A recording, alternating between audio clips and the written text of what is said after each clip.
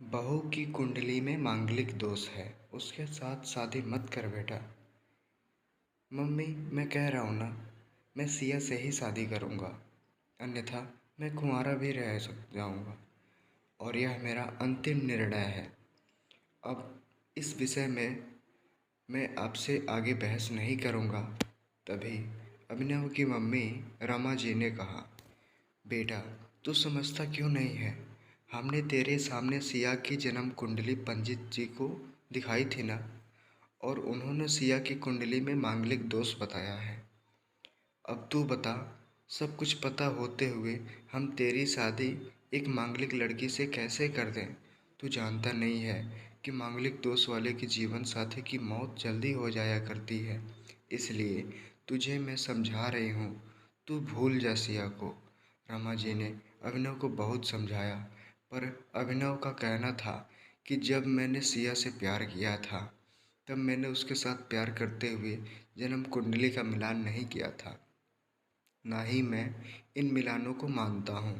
इसलिए अब बस मैं शादी करूँगा तो सिर्फ सिया से, और यह मेरा आखिरी फैसला है। आखिर अम्मा जी को अपने बेटे की जिद के आगे झुकना पड़ा और पंडित जी के द्वारा बताए गए अनुसार सिया के मांगलिक दोष को दूर करने के लिए अभिनव के साथ शादी करने से पहले सिया की शादी एक पेड़ के साथ कराई गई और उसके साथ सिया ने अभिनव से शादी करी। सिया दुल्हन बनकर अभिनव के घर आई, पर रमा जी को सिया का मांगलिक होना अभी भी खटक रहा था और रमा जी ने उसे दिल से नहीं अपना पा रही थी, और घर में कुछ भी परेशानी आती तो उसका दोष सिया को ही दिया जाता।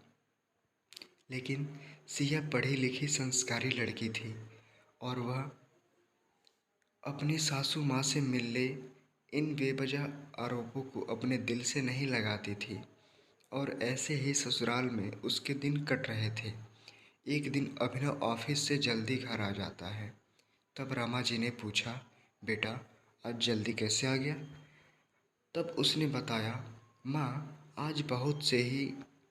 आज सुबह से ही सिर दर्द और बहुत कमजोरी आ रही है, इसलिए ऑफिस में काम करने की हिम्मत ही नहीं हुई मेरी। तब रमा जी ने कहा, चल बेटा, जल्दी कर, हमें डॉक्टर के पास चलना चाहिए। अब तब अभिनव और रमा जी ने डॉक्टर को दिखाने गए। डॉक्टर को दिखाने के बाद मालूम पड़ा कि अभिनव को पीलिया हो गया है, और दोनों जैसे ही घर लौटे, रमा जी ने घर को सिर पर उठा लिया और कहने लगी, जब से यह लड़की हमारे घर में आई है, तब से हमारे घर में परेशानी और बीमारियां भी साथ में लेकर आई है। इसके कदम भी अशुभ हैं। अब देखो, इसका मांगलिक दोष हमारे बेटे पर भी असर करने लग गया है। कल को अगर मेरी बेटी कुछ हो गया तो कौन जिम्मेदार होगा? तभी सिया ने कहा, मम्मी जी, प्लीज़, और कितना नीचा दिखाएंगे मुझे? आज तक मैं चुप रही क्योंकि पापा ने यही सिखाया था कि बड़ों के आगे ससुराल में जवाब मत देना, पर आज तो अपने हद ही पार कर दी। अगर मैं आज नहीं बोली तो ज़िंदगी भर खुद को माफ़ नहीं कर पाऊंगी।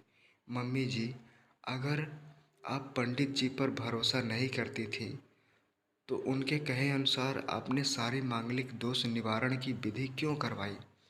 क्यों पहले आपने मेरी पेड़ से शादी करवाई? दोष मेरा मांगलिक होना नहीं है, बल्कि दोष तो मेरा आपकी बहू होना है, क्योंकि घर में अनजाने में कुछ भी परेशानी आती है, आप मुझसे जोड़ देती हैं, और जब कोई सास अपनी बहू से सिर्फ नफरत कर रही होती है, तब यह बहू दोष बेटे को नहीं, पूरे परिवार को परेशानी में डाल देता है। और इस बहू दोष से मुक्ति भी सिर्फ सास ही दिलवा सकती है। बहू को अपनी बहू माने, उसे दिल से अपनाए, उसे भी सम्मान दे और यह महसूस कराए कि वह भी इस परिवार का सदस्य है। नहीं तो बहु दोष मांगलिक दोष से भी ज़्यादा पीड़ादायक हो जाता है। सिया की कही हुई बातें रमा जी के दिल को झकझोर रही थी और उन्हें मन ही मन पश्चाताप भी हो रहा था।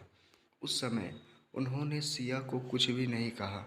थोड़े दिन बाद अभिनव बिल्कुल ठीक और ऑफिस जाने लगा और 1 महीने बाद अभिनव की सैलरी भी बढ़ गई। तब उसने घर आकर इसका श्रेय सिया को दिया। तो रमा जी बोली, हाँ सही है बेटा, तू तो सारा श्रेय बहू को ही देगा।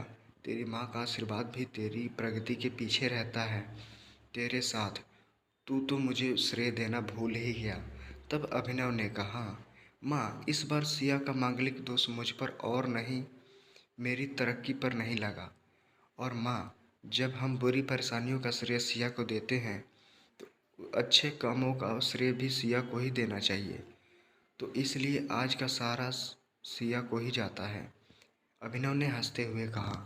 तब सिया बोली, अभिनव तो क्या तुम भी मुझे ऐसा समझते हो? तब अभिनव ने कहा, नहीं सिया, बिल्कुल नहीं, बल्कि मैं तो माँ को यह समझाना चाह रहा हूँ कि सुख दुख हमारे जीवन का हिस्सा है और कभी जीवन में खुशियाँ आती हैं तो कभी गम भी आते हैं। इसके लिए हमें परिवार के सदस्य या अपनी बहू को दोष देना उचित नहीं है। तभी रमा जी बोली, बेटा सही कह रहा है तू, और तेरी तरक्की ही बहुत है।